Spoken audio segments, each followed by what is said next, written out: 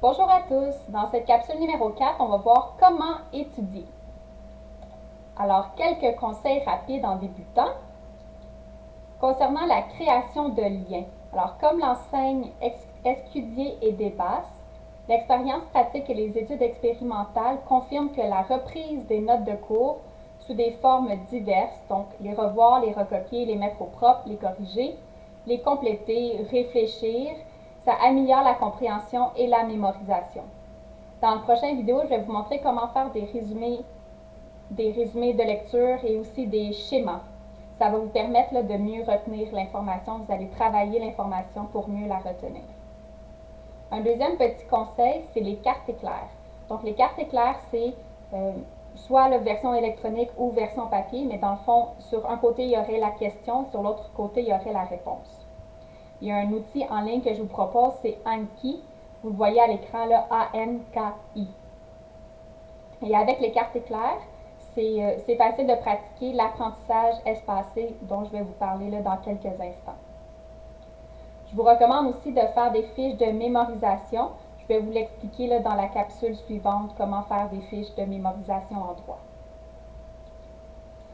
Je vous conseille aussi de faire des séances d'études entre amis.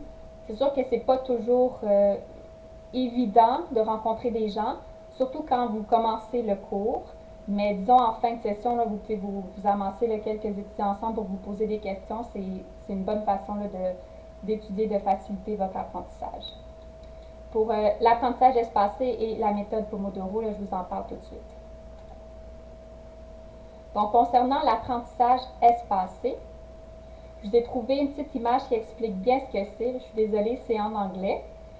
Alors, le concept, c'est que quand vous étudiez, vous vous retrouvez dans le haut du dessin, donc dans le cycle avec les flèches vertes. Vous étudiez donc la matière une première journée, puis 3 jours après, puis une semaine après le 3 jours, après un mois. Et bon, là sur l'image, vous avez 6 mois, mais une session de 4 mois, on ne peut pas se rendre jusqu'aux 6 mois, mais c'est juste pour vous expliquer le cycle. Et quand vous étudiez et vous ne vous souvenez pas de ce que vous lisez, ou vous ne vous souvenez pas comment, disons, vous essayez de remplir une fiche de mémorisation et là, vous ne vous en souvenez pas, bien, vous recommencez le cycle.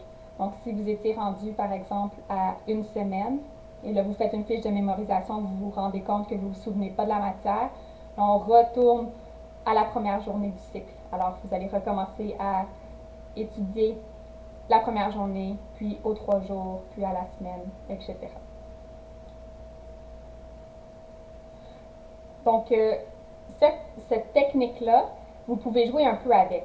C'est quelque chose que je vous propose, mais ce n'est pas nécessairement adapté spécifiquement pour les notes de cours,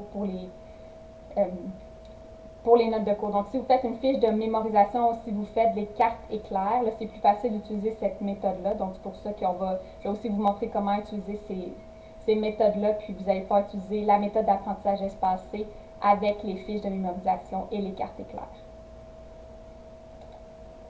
Concernant maintenant la méthode Pomodoro, donc c'est une technique d'étude pour mesurer la fréquence et la durée des périodes de travail et de pause. Donc, il n'existe pas de règle universelle applicable pour tous. Chacun, on est différent, donc vous allez pouvoir jouer avec la durée pour voir combien de temps vous êtes capable de vous concentrer. Mais généralement parlant, là, il y a 2 durées qui sont plus populaires que d'autres. Donc, à l'écran, vous voyez 50 minutes, donc 50 minutes de travail pour 10 minutes de pause. La deuxième option, ça serait 25 minutes de travail pour 5 minutes de pause.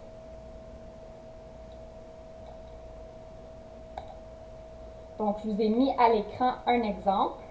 Donc, par exemple, si on travaille 25 minutes, on fait une pause de 5 minutes, puis on répète les étapes 1 et 2, un nombre déterminé, comme dans cet exemple-là, c'est 4 fois, donc 4 cycles de 25 minutes de 5 minutes et de 5 minutes de pause. Puis par la suite, on s'accorde une pause un peu plus longue, ça peut être 15 ou 30 minutes. Si vous faites 50 minutes, si vous faites la première technique qui est 50 minutes de travail, 10 minutes de pause, vous pouvez faire peut-être 2 ou 3 fois le cycle, puis prendre une pause de 45 minutes, d'1 heure. Donc, vous pouvez jouer avec ça pour voir c'est quoi la meilleure fréquence, la meilleure durée pour vous. Puis je vous montre ici là, juste un autre exemple. C'est aussi le 25 minutes de travail pour 5 minutes de pause.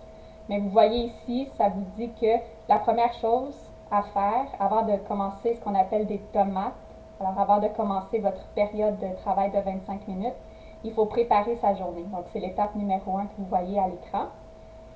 Donc vous décidez sur quoi vous allez travailler dans chaque tomate. Donc par exemple, pour mon premier 25 minutes, je vais lire de la page 1 à 15. Et le numéro 2, l'étape numéro 2, c'est de chasser les distractions. Donc, coupez votre téléphone cellulaire, amenez avec vous un verre d'eau, une collation si vous avez besoin, mais il faut éviter, durant ce 25 minutes-là, de se lever de sa chaise. Il faut vraiment, pendant 25 minutes ou pendant 50 minutes, se concentrer là, à son travail.